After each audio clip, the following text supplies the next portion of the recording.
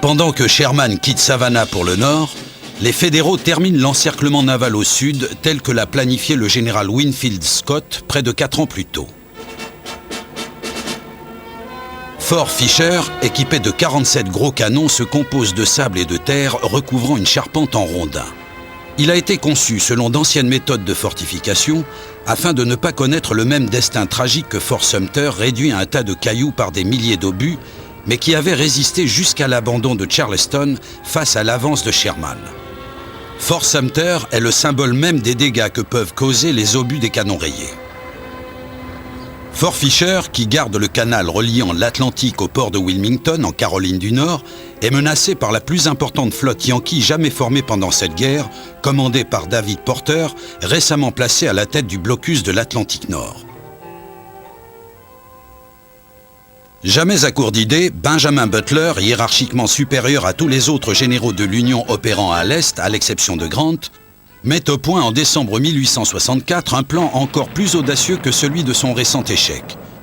Un canal traversant l'isthme de la James River à Dutch Gap afin de contourner les batteries des sudistes sur la côte. On remplit un vieux bateau de 215 tonnes de poudre à canon et on l'ancre à quelques centaines de mètres au large de Fort Fisher pendant la nuit. Censé endommager le fort et étourdir la garnison, l'explosion est déclenchée aux petites heures du matin le 24 décembre, mais l'atmosphère absorbe l'onde de choc.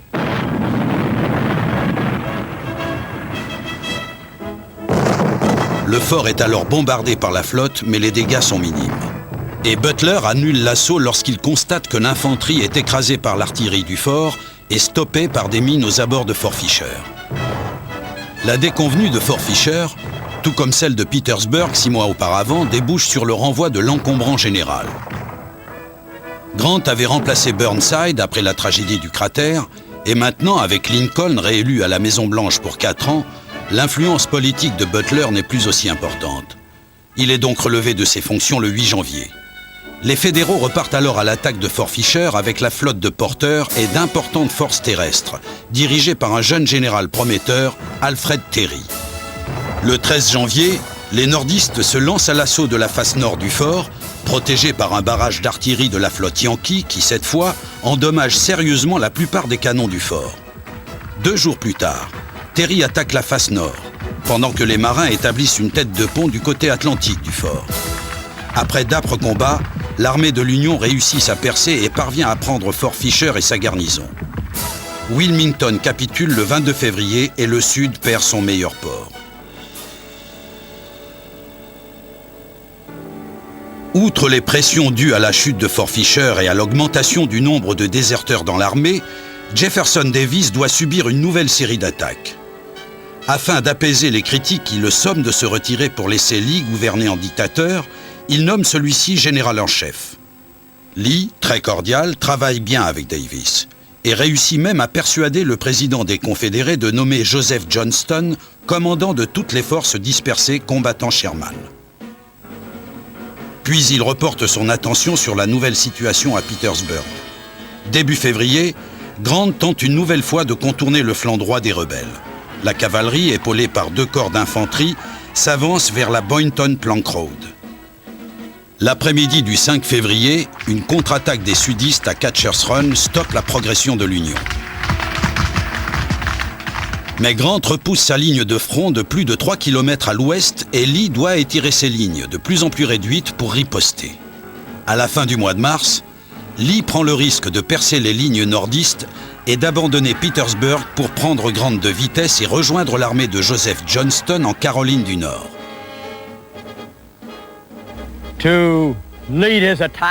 Pour mener son attaque et faire vaciller les Yankees, Lee fait appel à John Brown Gordon, un avocat qui a connu une gloire rapide et s'est illustré dans la campagne de la vallée.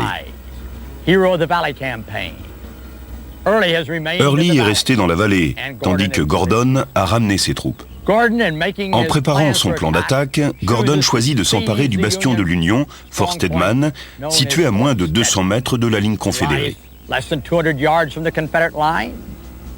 À 800 mètres derrière Fort Stedman se trouve Meade Station, un dépôt stratégique sur la voie ferrée militaire qui ravitaille les fédéraux et se trouve à proximité de City Point. Ce sera une attaque surprise. Devant Fort Stedman se trouve un vieux champ de maïs, avec quelques épis flétris sur le sol, où les piquets de soldats des deux camps fraternisent. Jusqu'à ce que le soldat sudiste chargé de tirer un coup de feu pour signaler l'attaque surprise tire et s'écrie « Attention, on arrive !» et les sudistes partent à l'assaut. Il se ferait un chemin à travers la bâtie. Les hommes déboulent de partout, s'emparent de Fort Stedman et des batteries 11, 12 et 10. Mais les forces confédérées qui attaquent Fort Haskell sont repoussées. Les nordistes ne tardent pas à se regrouper et bientôt de puissantes forces Yankees convergent vers le fort. À 8 heures, les forces fédérales de Porter ont stoppé la percée des confédérés qui doivent reculer. Pour les sudistes, l'attaque de Fort Stedman est un désastre. Plus de 4000 d'entre eux sont tués, blessés ou capturés. L'Union, quant à elle, a perdu moins de 1200 hommes. L'initiative de Lee pour prendre le dessus sur les nordistes et ordonner une évacuation méthodique de Petersburg et Richmond est un échec.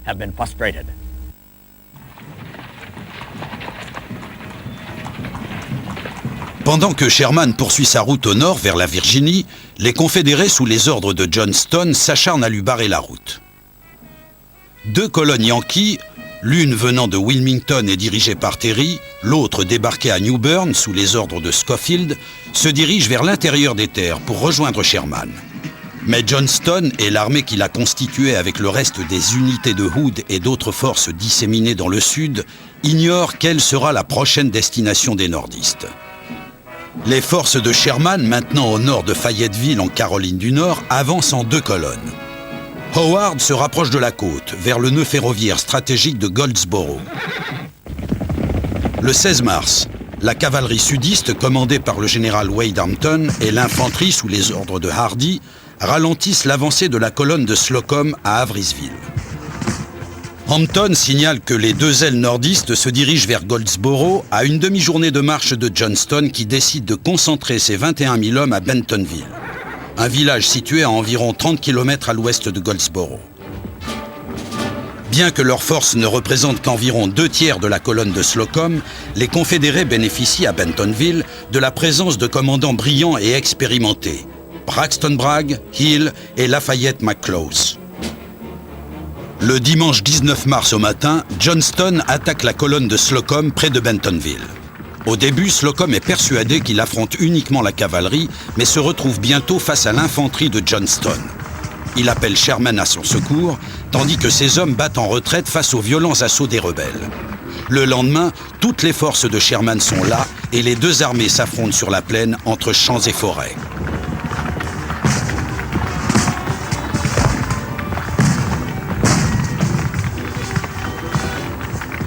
Puis, le 21 mars, une division commandée par le général Joseph Mower enfonce l'aile gauche de Johnston. Les sudistes contre-attaquent et enrayent la menace. Une opération qui coûtera d'ailleurs la vie au fils de 16 ans du général Hardee. Mais les dés sont jetés. Cette nuit-là, quand les forces de Johnston se retirent de la plaine, leur sort semble déjà scellé. Peu après sa deuxième investiture du 4 mars, le président Abraham Lincoln rend visite à l'armée fédérale devant Petersburg. L'éloquence simple de son bref discours d'entrée en fonction confirme sa résolution à réunifier la nation avec équité et compassion.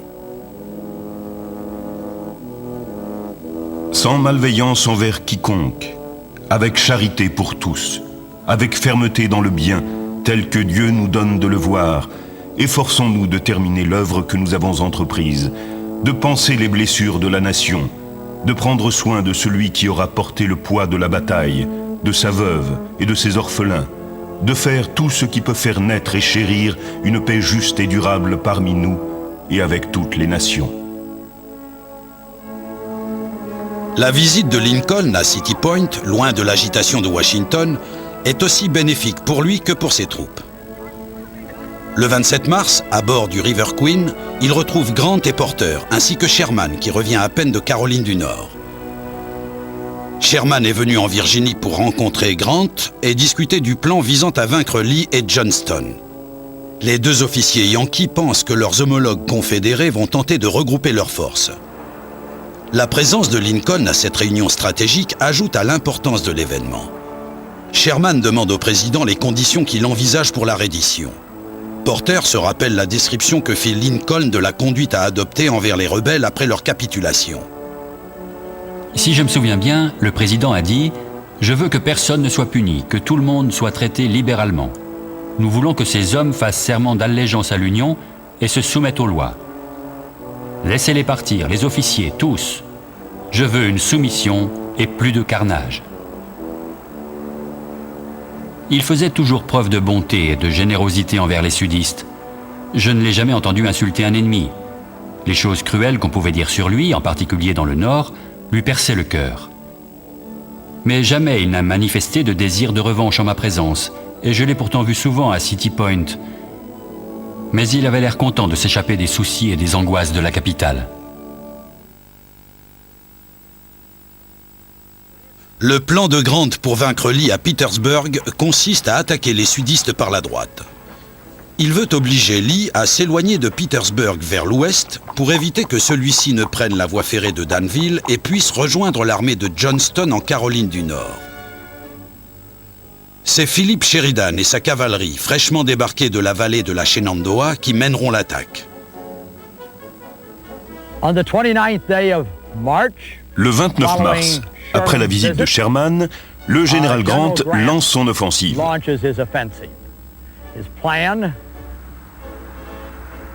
Son plan consiste à déployer ses forces vers l'ouest, couper la Boynton Plank Road et la voie ferrée de Southside.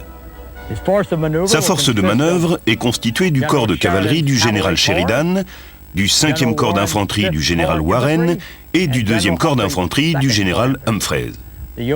Les forces nordistes se mettent en mouvement et presque aussitôt, il se met à pleuvoir. Le 29, les combats font rage à Gravely Run entre l'infanterie de Warren et les forces confédérées commandées par le général Anderson. Néanmoins, à la fin de la journée, la cavalerie de Sheridan atteint Dinwiddie Courthouse. Le général Lee est confronté à une situation difficile. L'Union avance. L'occupation de Dinwiddie Courthouse a positionné les forces des fédéraux bien au-delà du flanc droit de la ligne fortifiée de Lee, qui envoie alors à Five Forks une force constituée du général Pickett avec 5 brigades d'infanterie et du général Fitz-Lee avec 2 divisions de cavalerie. Le 30, Pickett a réuni son corps expéditionnaire. Le 31, les confédérés passent à l'offensive. Le général Pickett avance et attaque la cavalerie de Sheridan pendant toute une journée. Les nordistes sont obligés de reculer jusqu'à Dinwiddie Courthouse. Dans la nuit du 31 mars, aux premières heures du petit matin, le général Warren et ses hommes traversent un Gravely Run dévasté pour aller faire un rapport à Sheridan. Pendant ce temps, les hommes du général Pickett reculent et se repositionnent le long de White Oak Road pour protéger Five Forks. Ils ont installé leur flanc droit à 1,2 km à l'est de l'intersection et se sont déployés le long de White Oak Road jusqu'à 800 mètres vers l'ouest. De petits terrassements sont montés à la hâte. C'est la cavalerie de Sheridan qui arrive en premier devant la ligne des sudistes. Sheridan demande à Warren de le rejoindre. Il veut utiliser le 5e corps pour déborder les sudistes sur la droite, puis sur la gauche. Warren forme ses 3 divisions près de l'église de Gravely Run. Ayres sur la gauche, Griffin sur la droite et Crawford en soutien arrière. À 16h30, ils chargent. Les hommes de Ayres et Griffin écrasent les lignes des Confédérés comme des rouleaux compresseurs. Mais à leur grande surprise, les grands commandants sudistes sont absents du champ de bataille. 1 heure environ avant l'attaque des Yankees, Pickett, persuadé que l'Union n'attaquerait pas ce jour-là, a accepté avec Pitsley une proposition de partie de pêche. C'est là que se trouvent les 3 généraux, Pickett, Rosser et Lee. Un planton catastrophé arrive au galop pour informer Pickett de l'attaque. Pickett enfourche son cheval et tente d'atteindre le front au plus vite, mais la zone est difficile d'accès. Pendant ce temps, la cavalerie des fédéraux, qui est maintenant à pied, s'est rapprochée des troupes confédérées et contrôle à présent le secteur de Five Forks. En moins d'1 heure, les troupes de Pickett ont été balayées et repoussées vers le nord-ouest. Five Forks est le Waterloo des États confédérés. La force constituée par Lee est anéantie. Billy Pigram est mourant. Il y a des centaines de prisonniers, des morts et des blessés, des fusils saisis. En apprenant cela, Grant ordonne une offensive générale contre les défenseurs de Petersburg à 4 heures du matin, le 2 avril.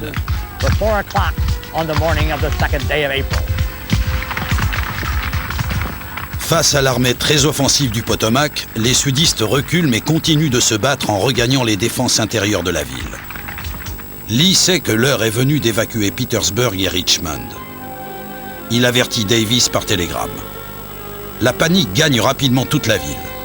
Les fonctionnaires du gouvernement et les citoyens apeurés s'entassent dans des trains délabrés à destination de Danville, en Virginie. La fin de la ville fière et rebelle a sonné. Cette nuit-là, les foules se déchaînent et brûlent tout. L'ordre est rétabli par les troupes yankees qui entrent dans Richmond le matin du 3 avril avec à leur tête des unités du 25e corps d'armée afro-américain. Ce jour-là, un autre nordiste se rend dans les ruines fumantes de Richmond, Abraham Lincoln accompagné de l'amiral Porter.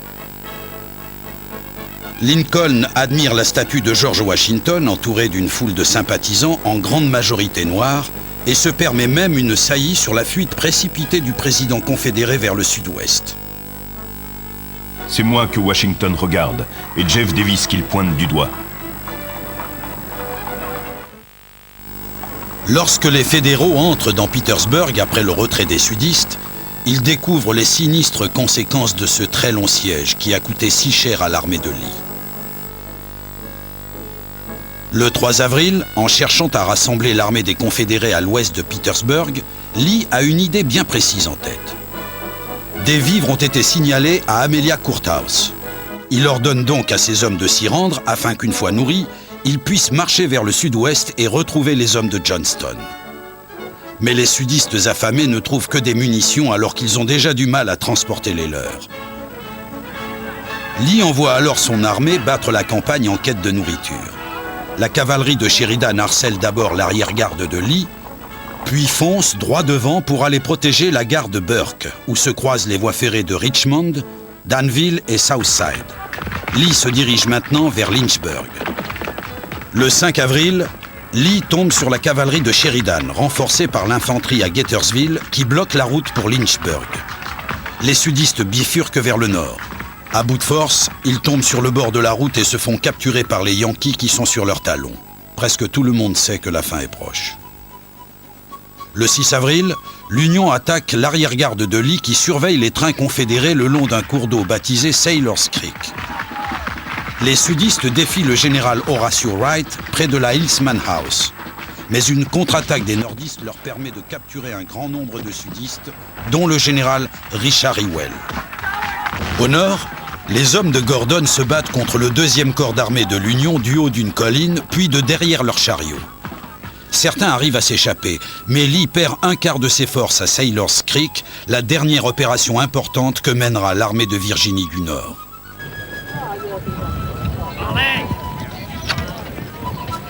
Le lendemain, Grant envoie un message à Lee sous couvert du drapeau blanc, proposant des conditions de reddition aux rebelles qui poursuivent obstinément leur route vers Lynchburg.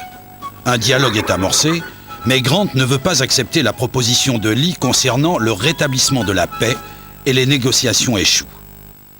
Le 9 avril au matin, dimanche des Rameaux, les soldats de Lee, épuisés, tentent une attaque contre les troupes de Sheridan qui bloquent la route d'Appomattox Courthouse. Mais le hurlement sudiste que l'on entend dans cette charge sera le dernier de l'armée de Virginie du Nord. Sheridan est épaulé par 2 corps d'infanterie. Pratiquement encerclé, Lee rejette l'idée que son armée puisse s'éparpiller dans les collines pour mener une guérilla et envoie un message à Grant pour demander les conditions de la reddition.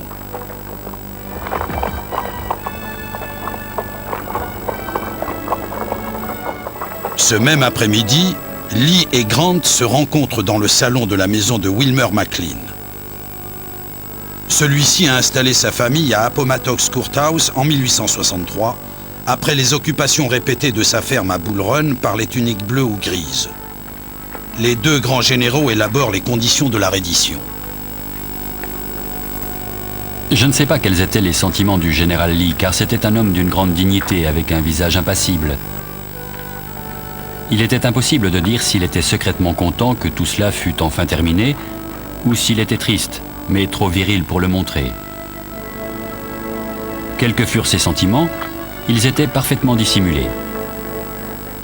Moi, qui avais éprouvé tant de joie à la réception du message, je me sentais triste et abattu.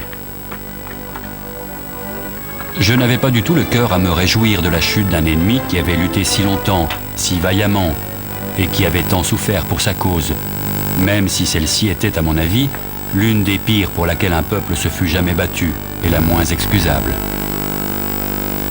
Cependant, je ne remets pas en question la sincérité des nombreux hommes qui nous étaient opposés.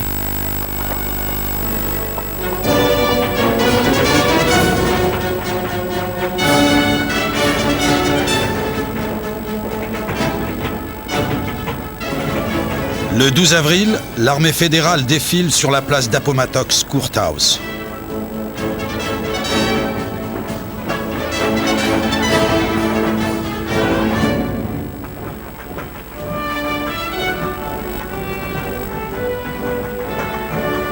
Puis, les tuniques grises, dépenaillées mais fières, passent entre les rangs solennels des tuniques bleues, déposent leurs armes en faisceau et roulent leurs drapeaux. La guerre en Virginie est terminée. Les États confédérés vivent leurs dernières heures.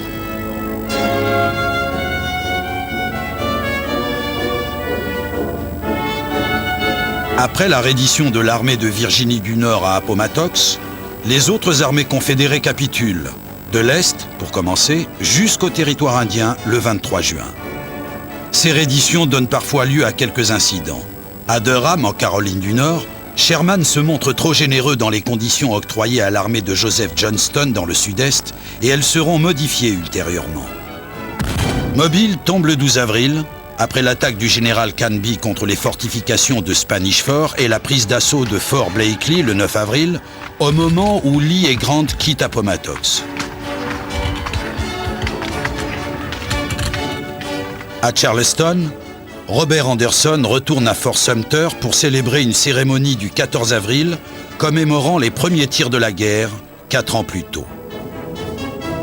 Combattant tenace, Richard Taylor et son armée capitulent dans le Mississippi et en Alabama, mais dans la région trans-Mississippi où des sudistes invaincus attendent l'arrivée de Jefferson Davis, l'esprit de lutte est encore vivace.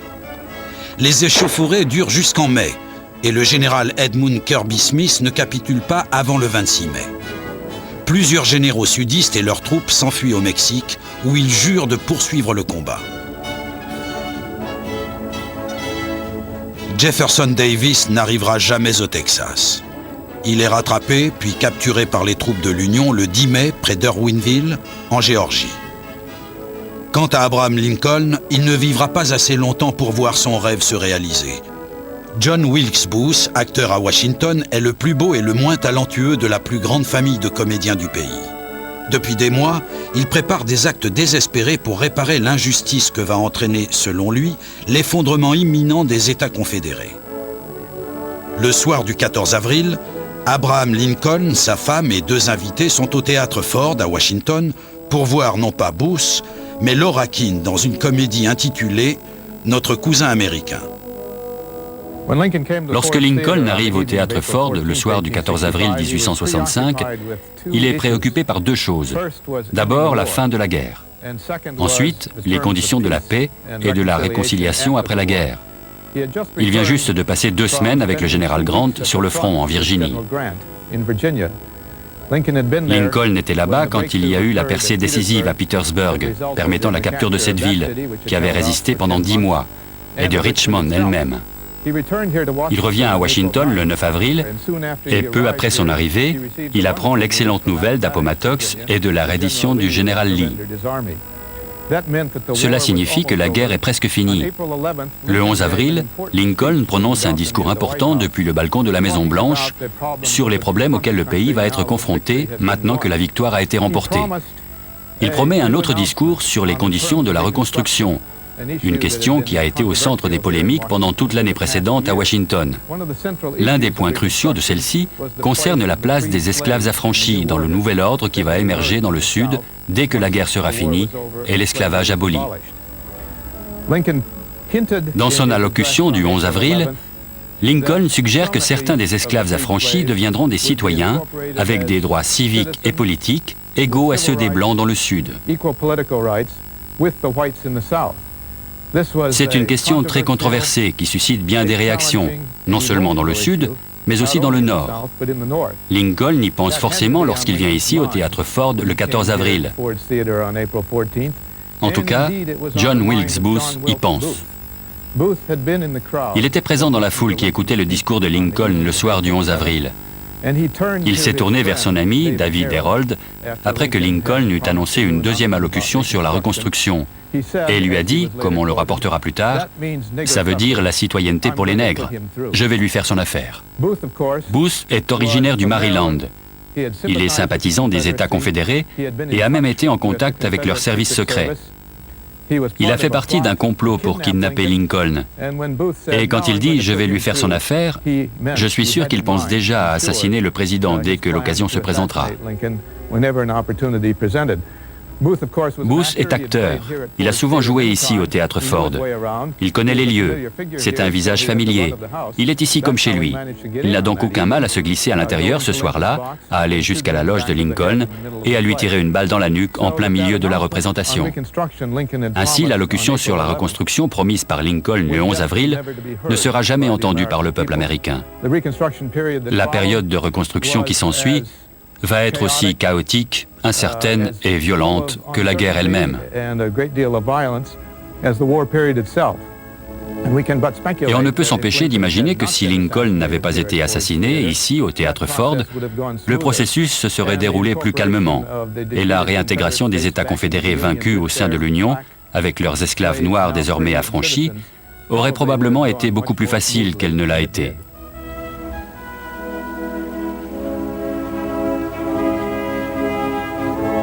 Le soir du 14 avril, après s'être fait tirer dessus, Lincoln est transporté de l'autre côté de la rue, dans la maison Petersen.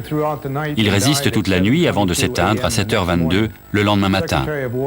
Le ministre de la Guerre, Stanton, qui est à son chevet lorsqu'il meurt et qui reprendra les rênes du gouvernement après l'assassinat, déclare « Il appartient désormais à l'histoire ».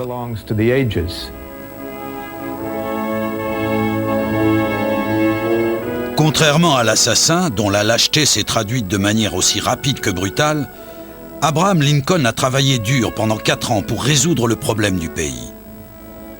Sa sagesse, sa patience et son patriotisme ont été de véritables cadeaux à la nation. Son dévouement a donné l'impulsion nécessaire à tout un peuple pour surmonter ses problèmes internes et donner naissance à la plus grande nation que le monde ait connue.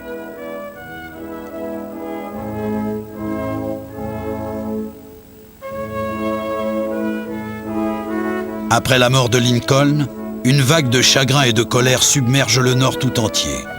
Très vite, John Wilkes Booth est tué par un petit groupe de soldats yankees.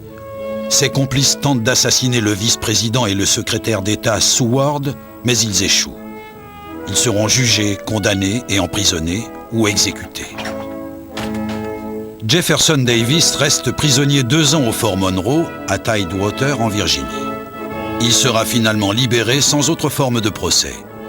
Seul Henry Wirtz sera jugé pour crime de guerre car la nation concentre toute sa colère sur la tragédie d'Andersonville. Après un cortège funèbre grandiose à travers Washington et d'autres villes, Abraham Lincoln est enterré le 4 mai 1865 à Springfield, dans l'Illinois.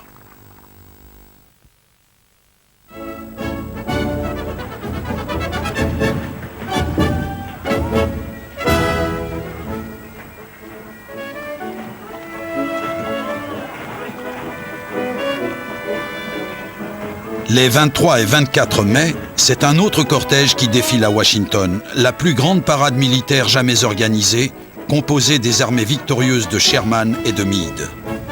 D'anciens combattants continueront à se réunir pendant des années et des monuments seront érigés pour commémorer les batailles et leurs participants. Certains anciens combattants connaîtront de grands destins après la guerre. Ulysses Grant, ainsi que 5 autres généraux fédéraux, deviendront présidents des États-Unis. D'autres, anciens combattants ou civils, nordistes ou sudistes, laisseront leur nom à la postérité après la période de développement national très rapide qui succédera à la guerre. Ce que les États-Unis ont appris de la guerre de sécession, en tant que nation, a certes façonné leur histoire, mais aussi celle du monde moderne. À la fin du XIXe siècle, certains pays ont su tirer les leçons de ce combat, tandis que d'autres ont mis du temps à comprendre. Non seulement la guerre de sécession a clos une période de l'histoire politique américaine, mais elle a aussi marqué la fin d'une ère militaire. Après cette guerre, l'armée américaine s'est orientée de plus en plus vers la technologie et s'est mise à exploiter la technologie moderne dès que c'était possible. C'est devenu une armée basée sur la puissance industrielle de la nation, autant que sur ses effectifs humains. La guerre de sécession a donc marqué à la fois un début et une fin. Nous sommes à City Point, sous le porche d'un manoir construit au milieu du XVIIIe siècle. C'est ici qu'était le quartier général de Grant au cours des derniers mois de la guerre. La guerre de sécession nous apprend comment une guerre doit être menée, mais rien ne remplace une victoire. Quand la guerre éclata, beaucoup de généraux, nordistes ou sudistes, comme le général McClellan ou le général Lee, ne crurent pas que cette guerre puisse avoir des conséquences sur la structure même de la nation. Mais au fil des années, la guerre devint totale, avec des destructions massives de propriétés privées, des camps de prisonniers, et, à la fin, des procès pour crimes de guerre. Au début de la guerre, les tactiques s'inspirèrent des formations linéaires, conçues par le plus grand soldat du XIXe siècle, Bonaparte, avant l'arrivée des fusils à répétition. Pendant toute la guerre de sécession, les deux camps s'efforcèrent de résoudre le problème suivant. Comment construire une base de tir qui puisse écraser les troupes ennemies? Mais personne n'y parvint vraiment. Du moins, pas avant le développement des troupes d'assaut et le Blitzkrieg. On peut avoir une mauvaise opinion des généraux de la guerre de sécession, Pickett et Pettigrew, envoyant des hommes à Gettysburg, Grant envoyant ses hommes à Gold Harbor et à Petersburg, Hood envoyant ses hommes à Franklin. Mais rappelez-vous le mois d'août 1914, quand les soldats français, commandés par des officiers à képi rouge et gants blancs, ont chargé en une seule et même formation contre les mitrailleuses allemandes.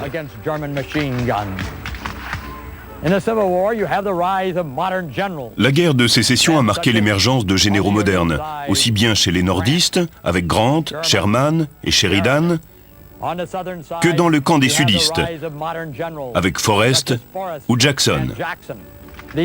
Ces hommes ont incarné le souffle de l'avenir. La guerre de sécession a été une guerre du peuple. Outre le grand nombre de Blancs qui ont participé dans les deux camps, l'armée de l'Union comptait 186 000 Noirs.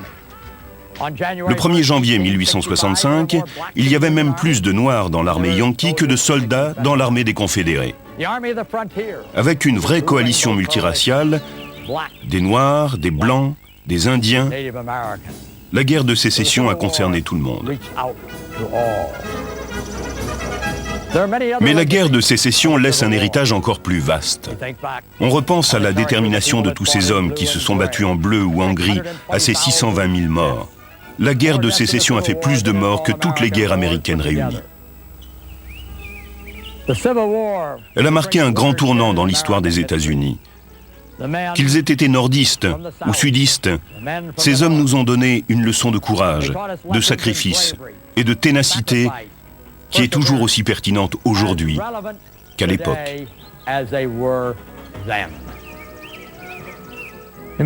Selon moi, la guerre de sécession fut l'événement le plus important et le plus déterminant de l'histoire des États-Unis, plus important même que la Révolution qui donna naissance à la nation ou que la Constitution qui fournit le cadre de son gouvernement, parce que la Révolution et la Constitution ne surent pas régler deux problèmes latents essentiels qui minèrent le pays durant les premières années de son existence. Le premier était de savoir si cette expérience radicale dans une république, cette expérience fragile, pourrait survivre dans un monde de monarques, d'empereurs et de tsars. Beaucoup d'Américains craignaient que ce système ne survécût pas car ils connaissaient l'histoire des républiques. La plupart s'étaient effondrés ou avaient été renversés.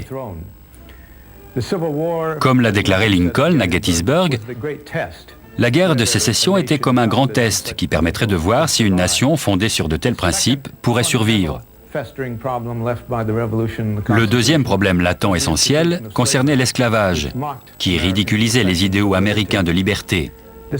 La guerre de sécession a résolu ces deux problèmes une bonne fois pour toutes. Mais plus important encore, peut-être, furent ces petits changements moins tangibles que la guerre de sécession provoqua. Jusqu'en 1860, les États-Unis avaient été divisés en deux sociétés bien distinctes. La moitié du pays était une région agricole subtropicale, cultivant des produits de base par le biais du travail forcé, avec un gouffre entre la classe dirigeante au sommet et la grande majorité du peuple qui faisait le travail.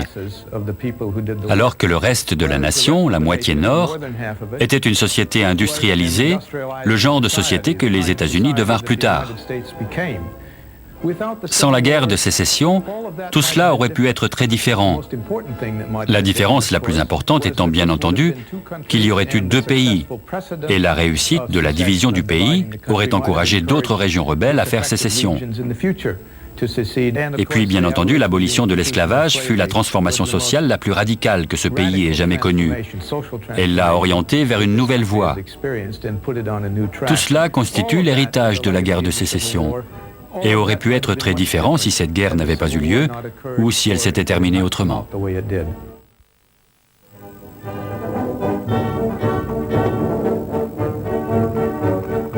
Plusieurs mois après avoir quitté Appomattox Courthouse, Robert E. Lee s'installe à Lexington, en Virginie, et devient président de l'université qui prendra son nom, la Washington and Lee University. Il mourra 5 ans seulement après la fin du conflit dans lequel il avait tant payé de sa personne. Le discours d'adieu de Lee à ses troupes à Appomattox reflète son dévouement inébranlable à la cause et pour finir, sa résignation sans amertume. Les feux de la guerre sont éteints, la nation peut commencer à cicatriser.